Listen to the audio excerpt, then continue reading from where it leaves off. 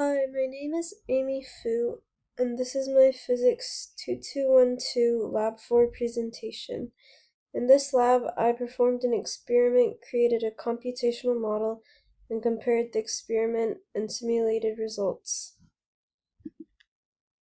The purpose of this lab was to investigate how a falling magnet interacts with the conducting aluminum tube through electromagnetic induction and compare the experimental results to a computational model. The main physics principles used were Faraday's law, which states that a changing magnetic flux induces an electromotive force, Ohm's law, which relates the induced EMF to current, the magnetic force equation, and Newton's second law. According to Lenz's law, the induced current creates a magnetic field that opposes the magnet's motion, slowing its fall. For the experiment, I created an aluminum foil tube with a diameter of 3 centimeters and a length of 30 centimeters. We dropped the magnet through the tube while recording a video, and we measured the times when the magnet entered and exited the tube, repeated the experiment 5 times and averaged the result, and the average experimental fall time was 0.365 seconds.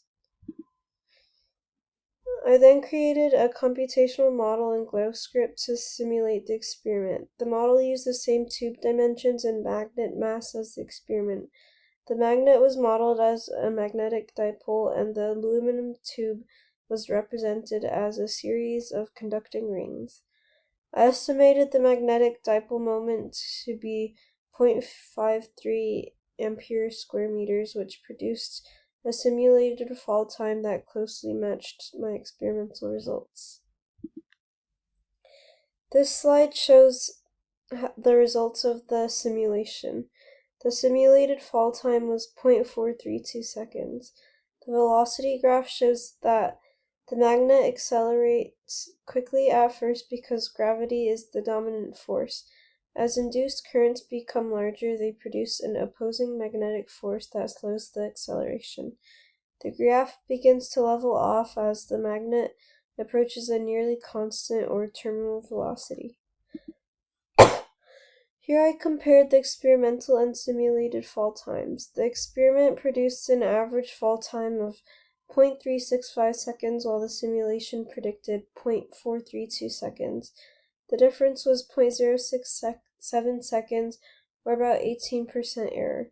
Overall, the simulation matched the experiment reasonably well. The ring colors represent both the magnitude and direction of the induced current. Red and blue indicate opposite current directions. If the magnet is flipped, the direction of the induced current reverses, causing the ring colors to switch. However, the overall fall time remains approximately the same because the magnetic braking force has a similar magnitude. The velocity graph shows that gravity initially causes the magnet to accelerate downward. As the magnet speeds up, the changing magnetic flux increases the induced current, which creates a stronger magnetic braking force. Eventually, the magnetic braking force nearly balances gravity, so the magnet reaches an almost constant velocity. Overall, I believe the computational model was reasonably accurate because it closely reproduced the experimental behavior. If the resistivity of the aluminum tube were reduced to nearly zero, much larger currents would be induced. This would create a much stronger magnetic braking force, causing the magnet to fall much more slowly. If slots were cut into the tube, the current loops would be interrupted, reducing the induced currents and weakening the magnetic braking force. As a result, the magnet would fall much closer to free fall. In conclusion, this lab demonstrated how Faraday's law and Lenz's law explain magnetic braking. The computational model successfully reproduced the behavior observed in this experiment, and some sources of error include estimating the magnetic dipole moment instead. Some sources was the magnetic dipole moment if we didn't measure it that well.